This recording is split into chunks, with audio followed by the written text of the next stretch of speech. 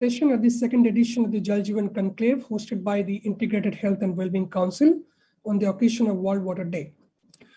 While the previous two sessions focused on the government schemes to empower water to all mission and also the impact of clean water in fighting NCDs and waterborne diseases respectively, the following session will shed light on the urban and regional challenges of safe drinking water supply in India.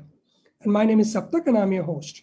Well, to put things in perspective, 2/3 of India's 718 districts are deeply affected by extreme water depletion. And the current lack of water safety and security planning is a major concern in both urban as well as regional areas. One of the challenges is the first rate of groundwater depletion in the country, which is known as the world's highest user of the source due to proliferation of drilling over the past few decades. Groundwater from over 30 million access points supplies 85% of drinking water in rural areas and 48% of water requirements in urban areas.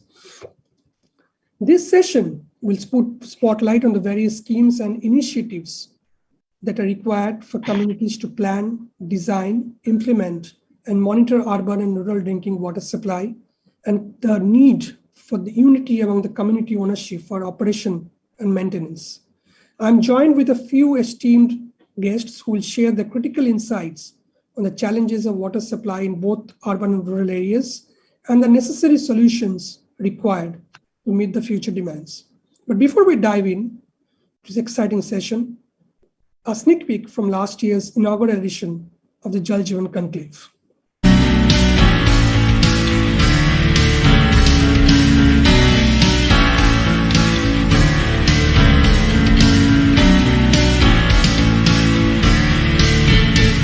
As our billion-plus nation desires to become a healthy, happy, and a prosperous society today, an aspiration that has been ignited by our Prime Minister's vision of making an Atmanirbhar and an Ayushman Bharat, ensuring access to safe, drinkable water to every household is among the most critical building blocks for this.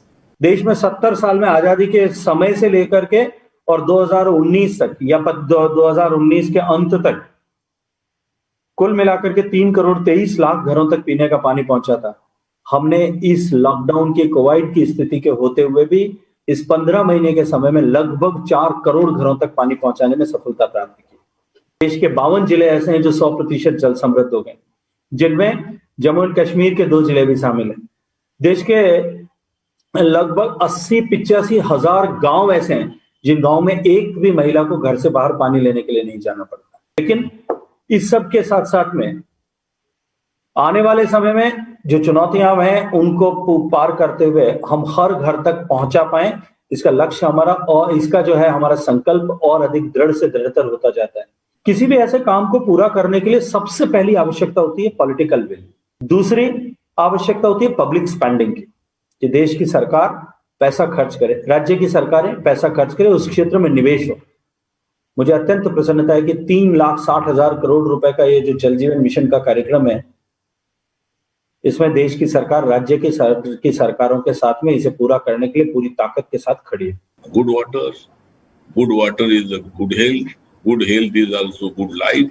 In our country, what we need is how to have very affordable toilet and very affordable water supply of high quality, but by using appropriate technology or low-cost technology. If we have created the problem, we are the solutions to the water crisis, and the time for this to act is now. Our job is to get everybody work together from all different sectors so that we are able to be very efficient rather than working alone. हर 5वीं बीमारी पानी से संबंधित है और हमारे देश में जो डिजीज बर्डन है वो दुनिया में जितने भी देश हैं उनके डिजीज बर्डन में काफी आगे पहुंचता है। जल ही जीवन है, जल से ही कल था, जल से ही आज है, और जल होगा तो कल होगा, नहीं तो कुछ नहीं होगा। In the Jal Jeevan mission, I think this will be a very critical factor for its success.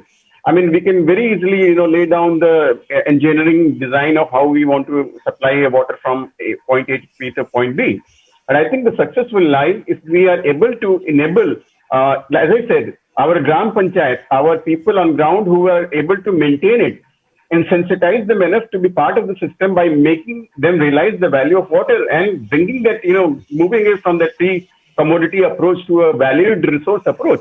I think that any people-centric solution that gives a role of the people to play in the overall water governance and overall water management at the local level, whether villages or urban areas, is something which is non-negotiable if you're looking for a sustainable water supply systems, etc. As of August 2019, before the Jal Jeevan Mission was announced, only 16% of the households, so only 3 crore of the households used to get their water directly from the taps. With the announcement of this Jal Jeevan Mission, so from 16% now we have come to 37% in last 1.5 years.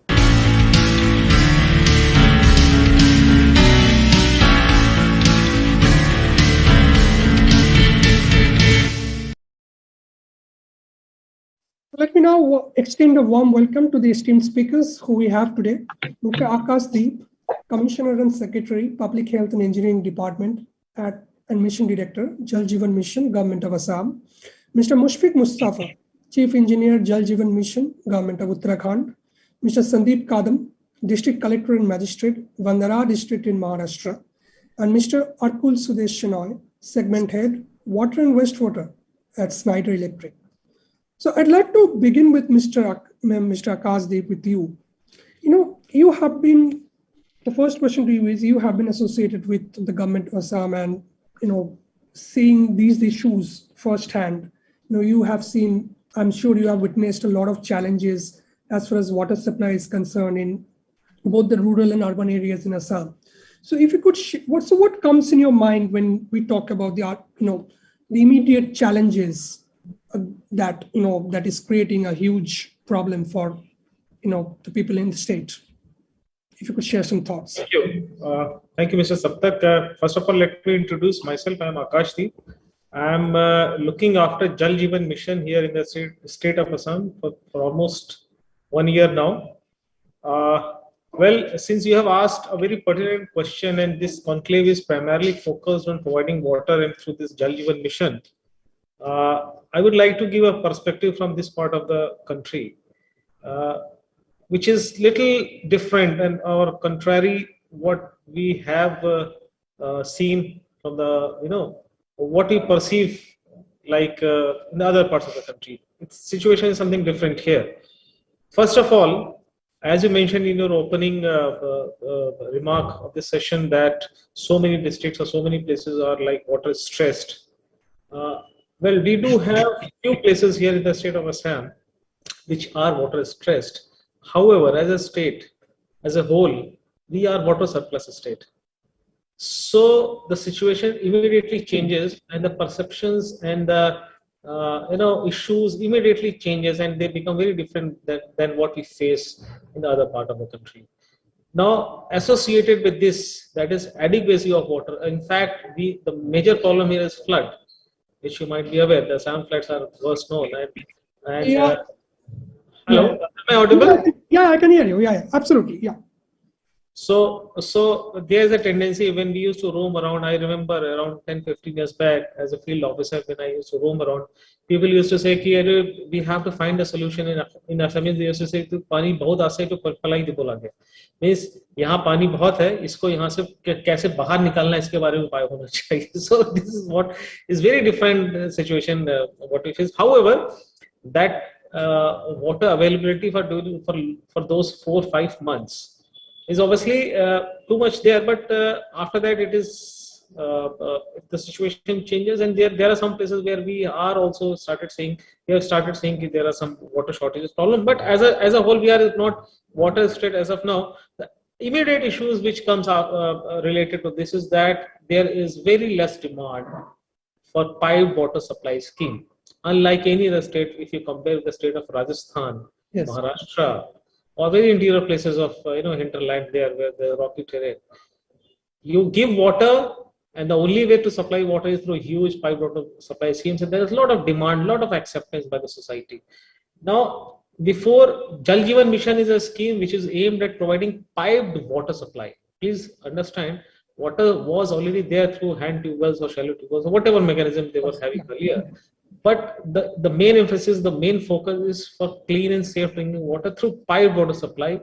In that light, the demand was very less because every household had some sort of access to water, either through hand pump, tube well, or a small pond, or whatever the situation was. The water scarcity was never such a big issue here.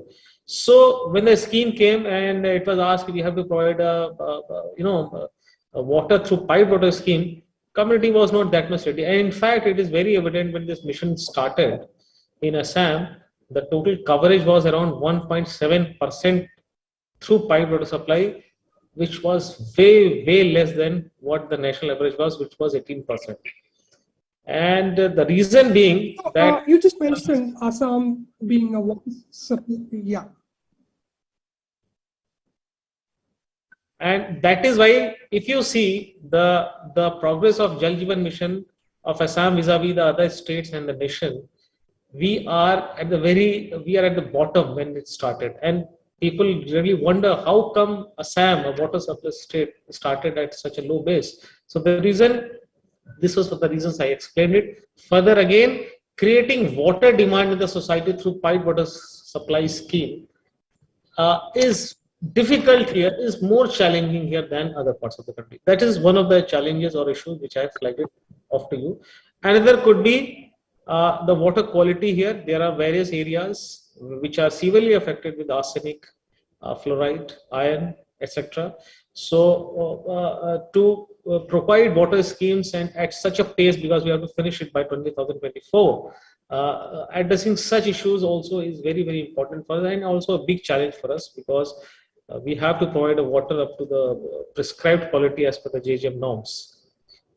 Third challenge, which I suppose it will be focused, is common to all other states, like here in Assam also, is the operation and maintenance of these schemes, because ultimately these schemes will be owned by the community, and their active involvement is what very much required. So these are the 3-4 challenges which I have just mentioned before you, as far as the state of Assam is concerned. Thank you. Yeah. So indeed, these are some of the challenges that you mentioned in terms of the water supply, as far as water supply is concerned in the state of Assam. So I'd like to ask you that, are there any initiatives or ongoing or upcoming to address these challenges as such? If you could share some insights on that as well. Yes. So thank you for asking this question. Well, as far as the low base was concerned, because of low water demand, obviously we are having a very strong IC campaign and other initiatives through publicity, through creating awareness, involvement of agencies, non-government organizations, we call them ISAs, implementation support agencies, through which we go there, we tell them why piped water supply is important, especially because of the water quality can be ensured much better through piped water supply scheme, because there's a whole filtration process involved, whole process of testing water regularly and ensuring that actually the quality water is being supplied. So we are getting good responses, even though at some places we have to put a lot of effort, but we are very enthusiastic now, because as I told you, from 1.7% today, we have reached a coverage of almost 34-35%. And considering that the state of Assam, unlike Corona, we also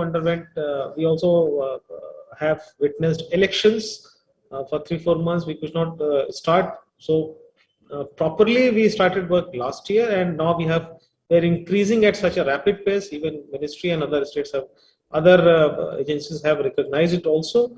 Secondly, as far as water quality is concerned, we have mapped all the areas through which what are the areas and what contaminant is predominantly present there, and specific technologies are being used. For example, arsenic short-term mitigation, and subsequently we have provided everywhere the water sources the short-term mitigation measures, and as the schemes are being installed, we are giving them a long-term solution as well, but it is going to take a lot of time.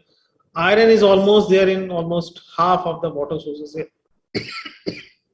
in Assam, so that aeration processes and the sufficient aeration takes place before we do that, so that that iron, the chemical composition of iron changes and it sediments so that we can segregate it. We are using such technologies. Third would be like involvement of community in these things. We have had a very massive campaign now. Again, our Honorable Chief Minister initiated that user committee we are going to form and we are going to register, and active involvement of public with their small token amount which they will be contributing it. The remaining amount we are going to fund it through our 15th Finance Commission.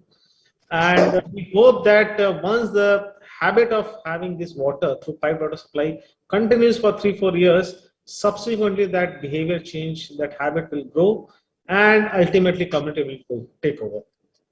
Thank you so much. Yeah. Thank you so much for, I would really love to come back to you again for more such tidbits. But before that, I would like to go to Mr. Musfiq Mustafa. Mr. Mustafa, warm welcome to you. So what I would like to ask you is, when we look at the state of Uttarakhand, it's known to all of us that Uttarakhand is a reservoir of India, not only in India, to all the neighboring states as well because of this water supply. But of late, we have been hearing about water crisis, in Uttarakhand especially during the peak summer session. I'd like to ask you that what has been some of ongoing and upcoming state strategies, policies, or initiatives to mitigate this crisis? Because water crisis in a state like Uttarakhand is kind of unheard of, but of late we have been hearing that. So if you could share some insights. Thank you. First of all, I will introduce myself. I am Mustafa, superintending engineer, and I'm looking after this Jal Jeevan Mission and another program, World Bank aided Peri-Urban project for Uttarakhand state. So as far as Uttarakhand state is concerned, as we all know that the area is most of the our 10 districts are completely hilly districts, and 2 districts are purely plain districts, and one district is partially plain and hilly area. So actually when we see from the point of view of the hilly areas, so there are the water supply is dependent upon the local sources we have available in these villages. So with the climate change and there is the depletion of the sources are taking places. The surface sources are depleting. And so now the dependability of this water supply is we are getting more dependent on the surface water supplies through high head pumping schemes. We have to consider the high head pumping schemes. So and especially for this when we say that when you talk about the whole year, so mostly the crisis comes in the lean period. So that lean period is from March to up to mid-May or something. So during this period, the maximum crisis happens due to the sources get reduced this after the rain, because that is lean period is there. So we have to address that. When we are able to address that period, so then we will be able to provide this water supply to the throughout the year. So what we have planned is that we are preparing this water balancing plans for each and every villages. So as far as you must be aware that in the Jal Jeevan Mission guidelines itself, there is a provision for making the village action plan. So we have prepared the village action plan. So on the basis of this village action plans, in the village action plans, we cover these areas, means that whether the types of sources available within the villages, how we can we will be able to provide the water supply. Different sources must be there, because in the hilly areas our frequent disasters are also there, natural disasters. So in that case, if one source doesn't able to cater able to provide the water supply, then in that case, what will happen? How will we able to provide water supply to the villagers with alternate source? So this complete holistic planning is required, and VAP is at village level. So based on this, all the VAPs, we are going to prepare the district action plan. So district action plan will cover the whole district and the resources available in the districts, all the water sources available in the districts. So on the basis of that, we will be able to plan at larger level that what will be the requirements in the future, how we are going to provide the sustainable sources and safe water supplies available throughout the period. So, and on the basis of this district action plan, we will be formulating this state action plan. So we will get a complete picture of the availability of all the water sources and what are these measures we will have to take to keep them sustainable over the year. So these all we are going to do in this state action plan and district action plan and state action plan. So a quick follow-up question. I mean, you just mentioned about the village action plans and the district action plans. And in Uttarakhand, we know that there are several villages that are, if not many, like there are many villages that are, not accessible to, it takes quite a few days to go travel there. So how does the government plan to sort of, ensure that water supply reaches those points as well, where the villages are not easily accessible on road? Yes, actually, what now we have done that we have prepared for each and every villages, we have prepared the village action plans has already been formulated for all the villages, and we have planned that how this water supply will reach at all these. So we are planning either by surface from the springs we will supply the water through gravity. When if there is the village is as that downside and the source is above, then we can simply provide the water supply through the gravity system. And the areas where if the village is situated at a high altitude and we have to, then we are going through high head pumping schemes. As then in some cases we are also going for solar pumping schemes also. And even rainwater, we are also exploring the possibility of rainwater harvesting, and water balancing is also, we are trying that in some villages we are going to provide this water supply through water balancing tanks. So rainwater balancing tanks. So these all are these different measures we are taking to provide, so ensuring that provide the water supply for this whole period of this. Even in the remote villages also, we are going for the same strategy. Thank you so much. Thank you so much. I'd like to come to Mr. Arkul Sudesh Shenoy with a question that has been, in my mind for quite some time. The two states we have spoken to, representatives from two states, one Assam and Uttarakhand. They have spoken about, one of them have spoken about the pipe water supply and the other one has spoken about the rainwater harvesting as well. So besides that, in several cities we're witnessing that the concept of wastewater treatment has become extremely significant, as many cities in India has witnessing severe water crisis over a prolonged period of time. And we all know that wastewater, if properly treated, is a source of water for many purposes. Good wastewater, after all, allows treatments the maximum amount of water to be reused instead of going to waste. So, right. And as someone who is working on these areas, so if you could share some insights on that. Right. Well, thank you, Mr. Ghosh. Can you confirm if you can hear me clearly? I can hear you. Yeah. Very good. Well, first, thank you for inviting me to share my thoughts, and I'm honored to be in the esteemed company of Mr.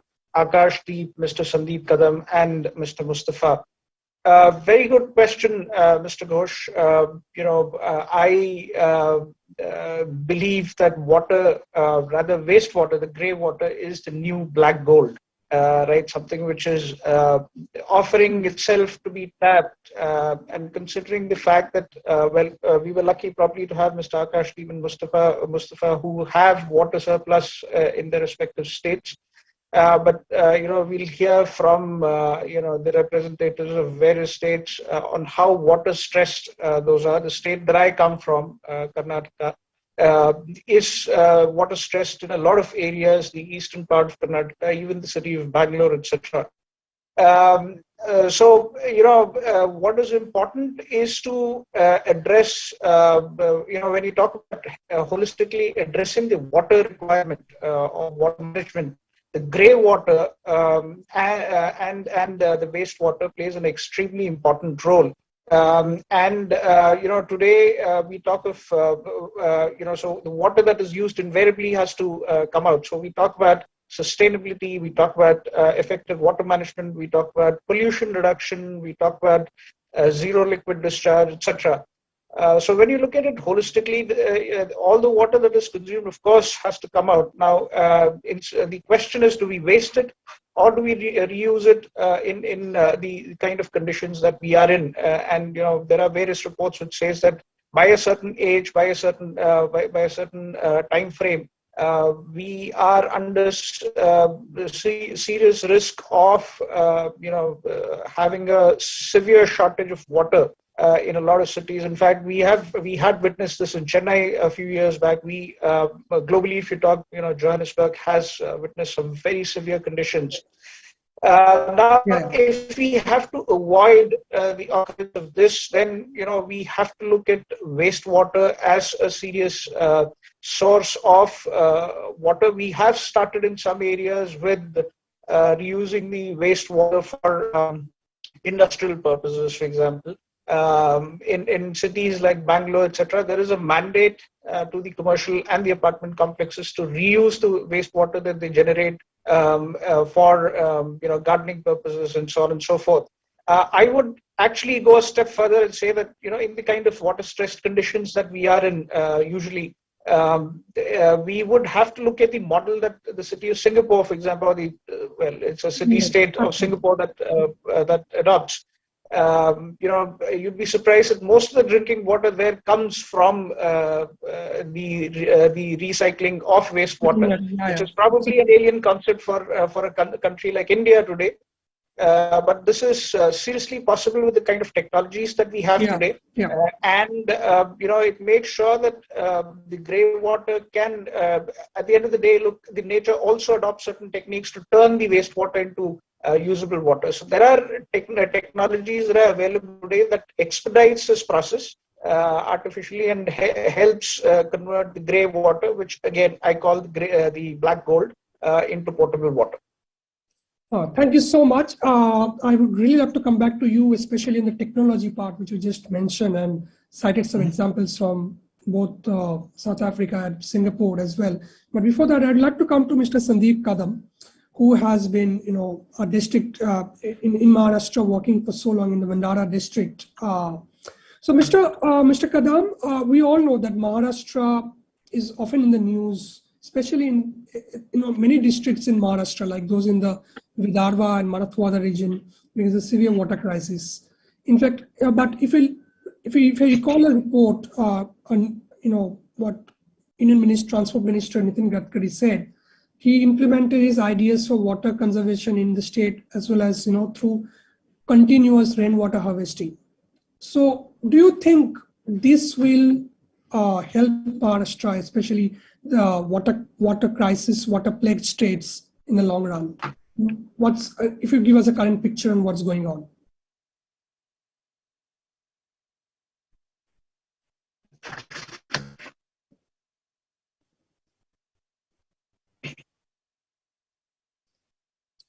I think Mr. Kadam, you are on mute. If you could please switch on your audio.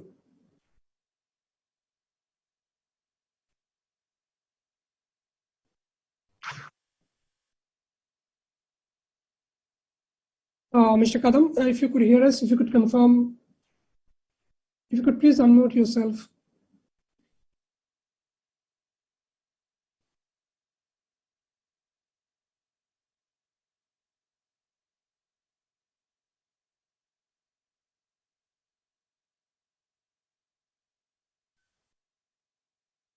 So I'd like to come back. I think we have a technical issue. So I'd like to come back to all of you with a very common question. When you talk about the sustainable approaches of water, like there are many, in case we often fear that the 0-day scenario, which, there have been several reports of 0-day scenarios in major Indian cities.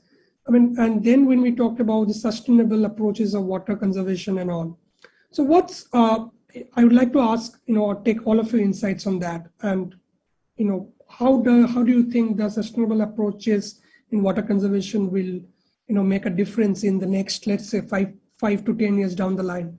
I'd like to begin with Mr. Akashdeep for your insights. No, yes, definitely. Water, I mean, like here in the state of Assam, but if you talk about the other places, and most of the places, yes, here water is stressed, and there is a need to have a sustainable water approach, be it for drinking water, be it for agriculture, or be it for the industrial purposes.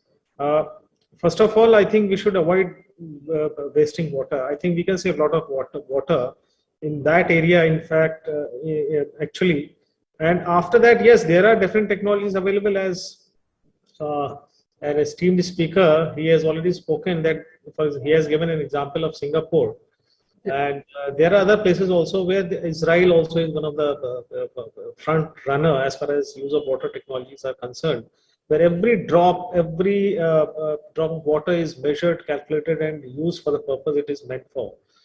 Even though these technologies are sometimes very costly and they have a lot of expenses, but as the demand is, they can be scaled up and they can be used in a manner that economically they are also viable. And we have to use such things in agriculture. We all know there's a drip irrigation scheme which can be used.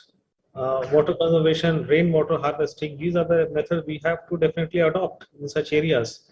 As far as this scheme is concerned, and to promote and to have an idea of how much water we are using, and so that we can arrive and we can give a course correction and we can intervene as far as water wastage is, we can stop water wastage is that we are going to have a technology based solution for measuring these parameters of water supply. We are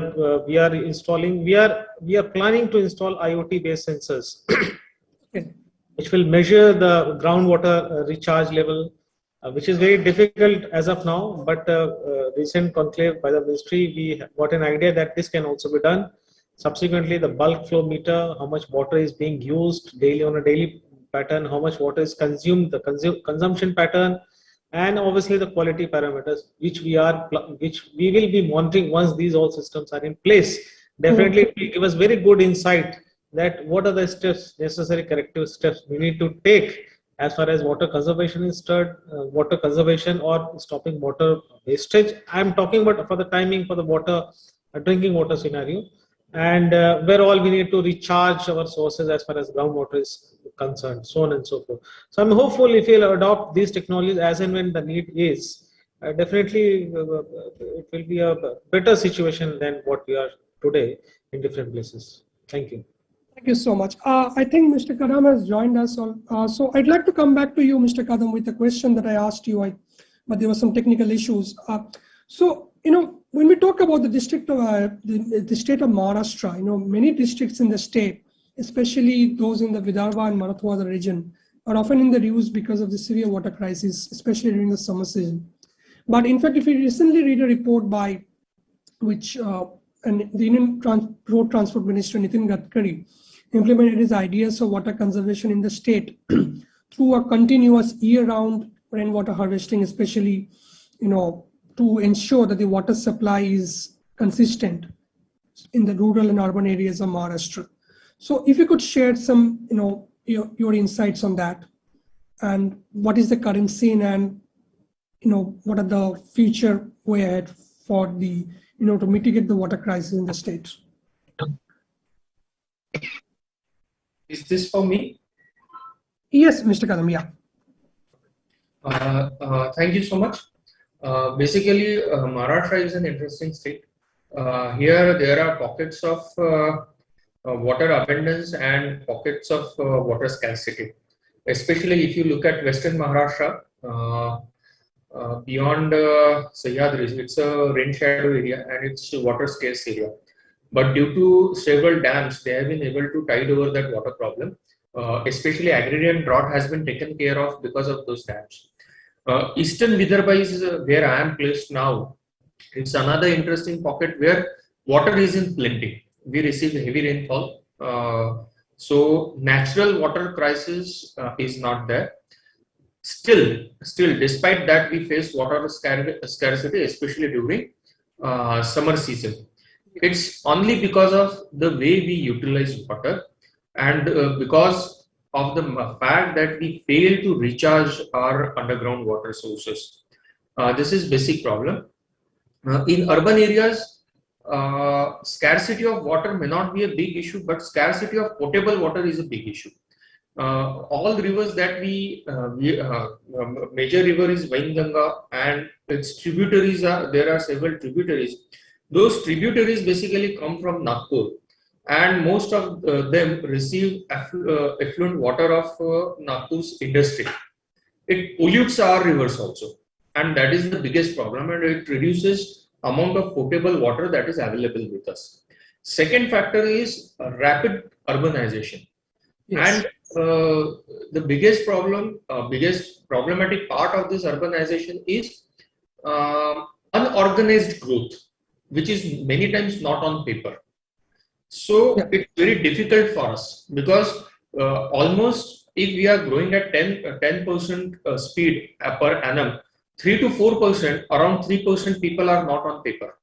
Yes, it's never legal growth for us, and it becomes problem of planning them. This is problem with Nagpur also, even with Bhandara also, the place I am sitting in, or Gondia and Chandrapur also. All our neighboring districts are facing this problem, and that is unorganized growth, which is illegal growth of cities. So planning for them becomes a challenge. But now we are learning to factor in that growth also. Now rather than planning for 7% growth, we need to plan for 3 to 4% extra growth. And that's how we are able to manage now. Currently we are facing that problem, but perhaps 10 years down the line, that may not be a big problem because we are already factoring in that illegal growth of the city also. Apart from that, industrialization is another challenge. It requires water and huge water quantity. Recycling is being looked at as a solution for industrial water need. Especially in Nagpur, we are seeing that now most of the industries are coming up with water recycling plants, and even the effluent water that is coming into rivers, that is there are plans to process it. Even today, in fact, immediately after this RVC, we have a meeting regarding the same thing, that effluent water in Nagpur should be treated so that all downstream districts get potable water. So potable water has become a problem. Second problem is definition of scarcity itself. Point is, perhaps 10 years back, the definition of scarcity was different, and today's definition of scarcity is different. Absolutely. Reason being, suppose I get water from 100 meters from my house, I was okay with it. But nowadays, if water doesn't come into my tap, it's a drought for me. So every household should have a potable tapped water. I mean, gone are the days when the house lady would walk 1 kilometer and get fetch water from there. Now that is not a feasible solution. 10 years back, 20 years back, that was also fine. That was not called as a drought. But nowadays it's a drought even if I don't get water in my house tap. So Jal Jeevan Mission is a new scheme that focuses on this. Yes. And year-round water with sufficient quantity, 55 liters per day per person in-house. That is the goal. And if we are able to achieve it, I think that will be wonderful for the entire country. Thank you. Thank you so much. A quick follow-up question that I asked to my previous speaker as well. So now, when you talk about, you just mentioned two very interesting points: the illegal growth of cities and industrialization. Indeed, these are two very big challenges for across the country. And if the WWF data are to be believed, the urbanization by 2030, majority of Indians will be the displacement from rural areas to urban areas. And when we talk about Maharashtra, we think of so many big cities like Mumbai, Pune, you spoke about Nagpur as well. Keeping all these in mind, and we really need to speak about the sustainable approaches for safe drinking water supply, especially in the rural and urban areas, keeping in mind the place where you are in right now.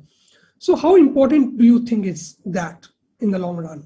If you could share some insights. See, many times water is not the problem. Availability at the place of need is the problem. If your population is distributed throughout rural areas, everybody would get water. But if how the rural populations comes into the cities, now where do you get water from?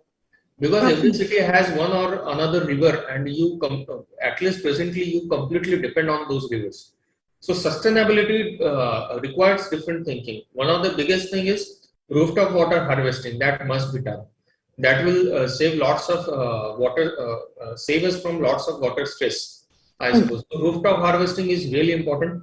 Recharging your groundwater through different measures. For example, now in past 2 months, we are focusing on water recharging in our district, especially in urban areas, creating water recharging structures and wells which are available, rejuvenation of those wells. So this is very important that we should be able to recharge our groundwater in urban areas. We should be able to harvest our rooftop water and at the same time rejuvenate small ponds within city. Most of the ponds within cities are getting encroached and those ponds are dying. So that is another major challenge. Another point is those ponds are getting silted. So desilting those ponds is important. So whatever resources we have, those resources should be maintained, rejuvenated and conserved, which is very important. And I think that is the only solution for future. Another point is recycling of water, especially in industries as well as in household, as well as in houses. Can we use recycled water in our toilets? That is very important. Can we do that? So recycling is not only important for industry but also for household. Can we use recycled water for washing our cars, for washing our vehicles?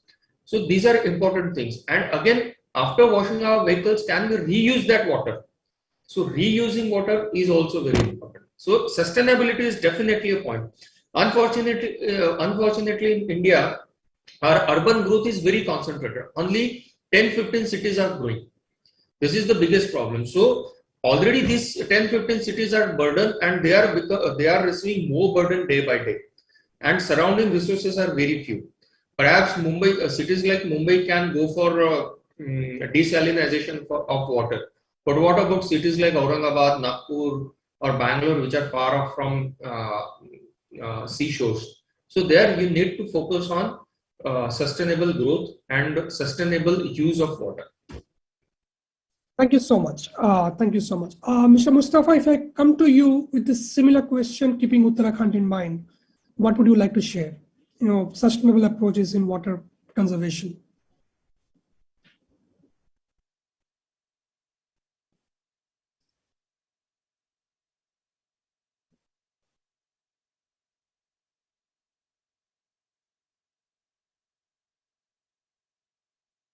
Mr. Mustafa, can you hear us?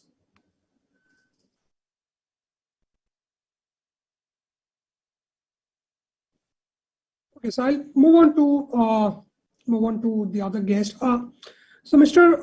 Arkul, so we just heard from some of our guests on the sustainable approaches to water conservation. And when I talk about sustainable approaches to water conservation, I think the smart water, this is, it's been going on for quite some time. This is a movement in the water industry that is, emerging, very fast.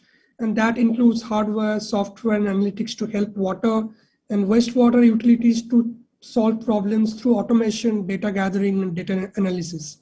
And it's a very interesting term in it. Like, I find it absolutely interesting in every aspect of the word.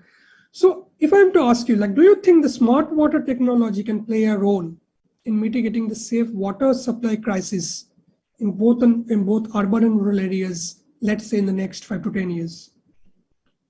Okay. Again, very interesting question, Mr. Ghosh. Let me contextualize this whole thing with the help of sustainability, which is the key theme in the discussion that we had from the previous two speakers. Mr. Akashdeep and Mr. Kadam gave a very good insight into why sustainable water management is very important.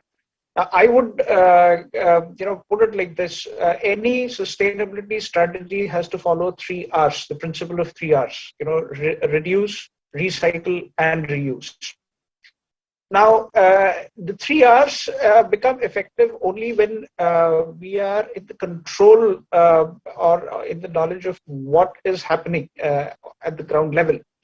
So, while we, and you're right, while, technologies such as automation, SCADA, etc., are more familiar today, especially in the urban context, we are talking of, more than just the basic automation piece. When we talk of sustainability, for example, we are talking of a change strategy or a change enablement strategy, and any change enablement strategy should prioritize things like decarbonization, reducing environmental impact, combating water scarcity, etc.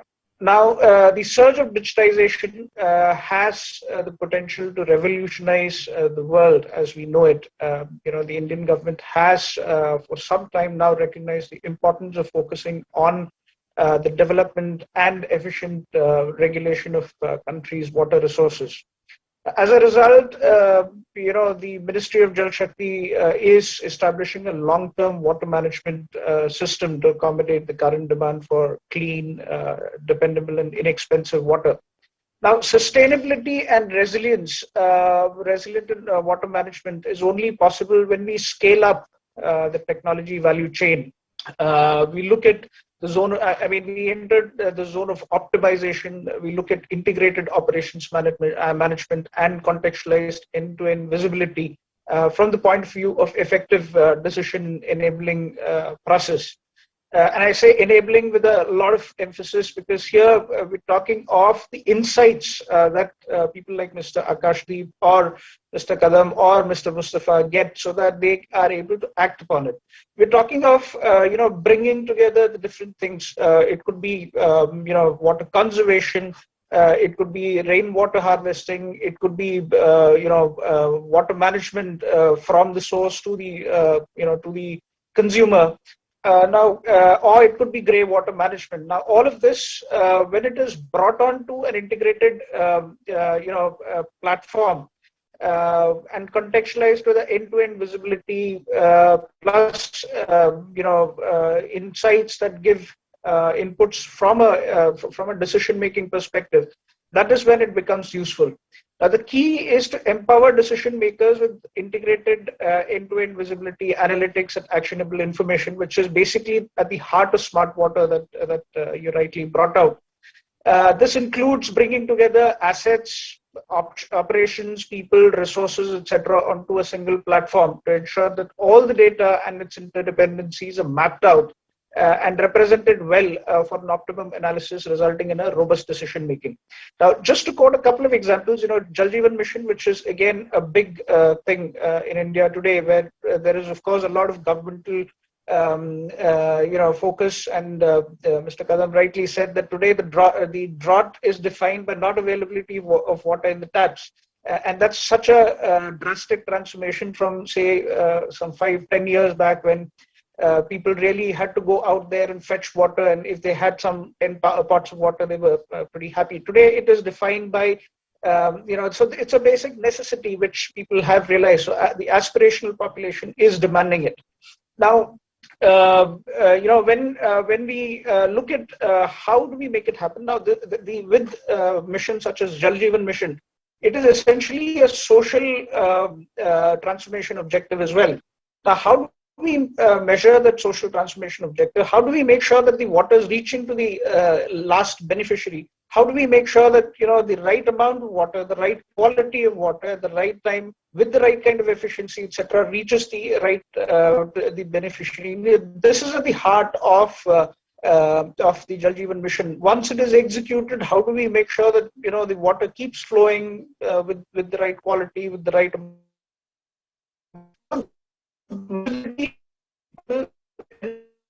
technology? These technologies are they pay for themselves. If that is also on top of mind, because it's very important to have the return on investment as well. So these are self-paying technologies, and this is something which is immensely beneficial from a governance point of view, from a visibility point of view, from a sustainability point of view. You talk of urban, again, the same thing, where we have a lot of examples, a lot of references, etc., where we have already, organizations like Schneider, etc., have partnered with utilities to make things happen, to make things visible. Things such as leakage, NRW, etc., which is of extreme importance to the urban utilities because of growing urbanization, scarcity, and demand-supply gap, etc. So again, technology, IoT-based solutions, etc. These are the ones which would come into play in order to help us sustainability manage the water resources. Thank you so much, Mr. Kasib. I would like to ask you a question on something. You specifically mentioned about, and you all know that for a fact, that Assam, water surplus state. But if you look at the city of Guwahati, like sometime back, sometime around last year, there was some news that, Guwahati, a sprawling city located right beside the Brahmaputra, which reels under floods almost 3 times a year, but also battled an acute water crisis for quite some time.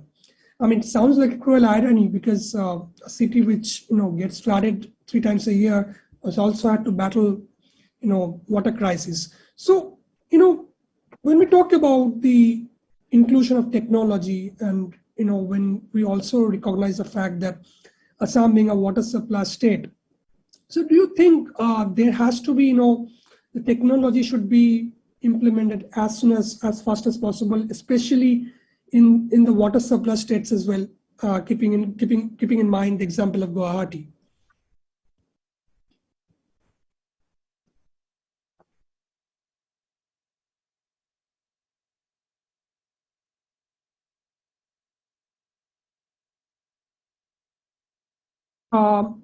Mr. Akash, if you could hear us.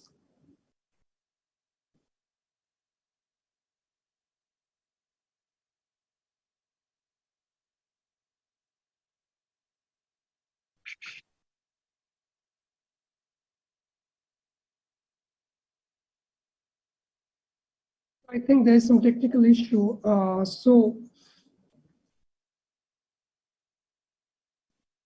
Mr. Akash, if you could hear us.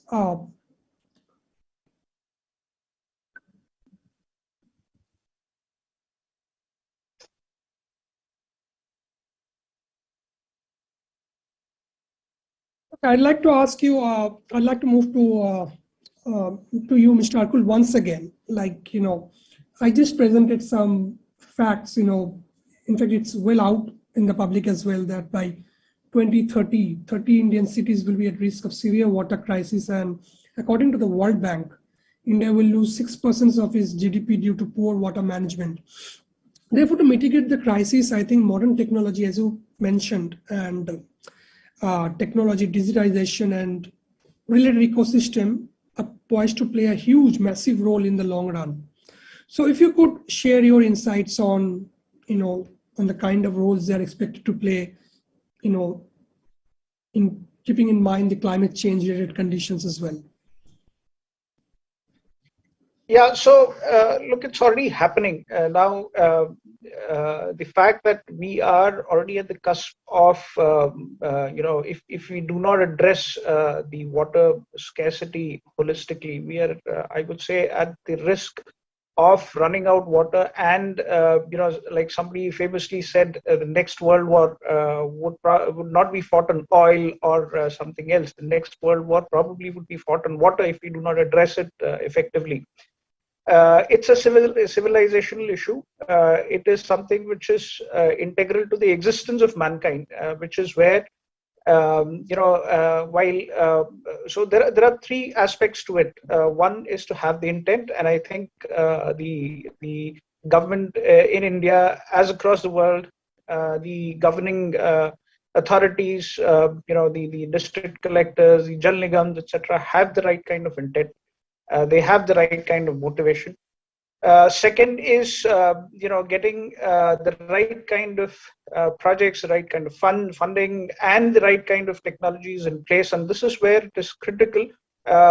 This is where our understanding of the universe is evolving. If I have to say, in a country like India, if I have to draw an example with the power sector, which is way ahead, and they had adopted similar technology, say 15, 20 years back. You look at how do they manage. So from a power scarce country today, we are almost power surplus or power sufficient country, I would say. It is a similar thing. Water is an entity that needs to be looked at. Now, one of the things that happens with water is that it's a social initiative. It's looked at as a social sector. Now, social sector also needs to be looked at in some ways the way you would look at a commercial entity like a power, so that there is an effective management. So the right technology, the right kind of funding, the intent is there, and then of course the right execution and the people participation, which cannot be ignored at all. That's perhaps at the heart of everything that we do. People have to be invested on these things. People have to understand and participate, whether it is reduce, whether it is recycle, whether it is all these aspects need to have people at the heart. And Jal Jeevan Mission, for example, has again the right intents of having people, the village samitis, etc., manage their own water resources. That is, I would believe, the right approach to have the ownership given to the end customers, to the entities which represent the end customers. So, right technology, people participation, intent, and the funding, which is not really a concern today. These four, 5 things will what will help us drive a sustainable water management. Thank you so much, Mr. Sakul. So with this, I would like to, we are almost running out of time to end the session, and we're getting ready for the next session as well. So I'd like to thank all of you for your very interesting insights and sharing some interesting tidbits on the 4 states, representatives from 4 states which we had. And thank you so much. I would now like to hand over to my co-host, the host.